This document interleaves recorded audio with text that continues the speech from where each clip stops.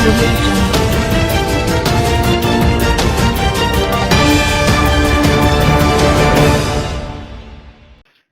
السلام علیکم، آپ دیکھ رہے ہیں کے نیوز چینل۔ ایک اہم خبر شامل کرتے ہیں۔ M5 موٹر وے پر اقبال آباد انٹرچینج کے قریب 48,000 لیٹر سے بھرا پیٹرول ٹینکر الٹ گیا۔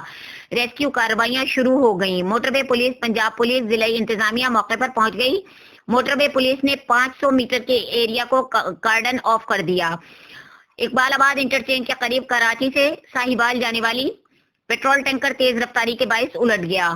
ترجمان ریسکیو عدنان شبیر کے مطابق پیٹرول ٹینکر میں 48,000 لیٹر پیٹرول موجود ہونے کی اطلاع دی جا رہی ہے۔ حادثے کے بعد ٹینکر سے پیٹرول کی لیکیج ہونا شروع ہو گئی۔ اطلاع ملتے ہی انتظامیہ موقع پر پہنچ گئی۔ حادثے کا شکار ہونے والے آئل ٹینکر کا ملبہ ہٹانے کے لیے ہیوی مشینری بھی طلب کر لی گئی ہے۔ ترجمان ریسکیو کا کہنا ہے کہ حادثہ ڈرائیور کو نیند آنے کے باعث پیش آیا۔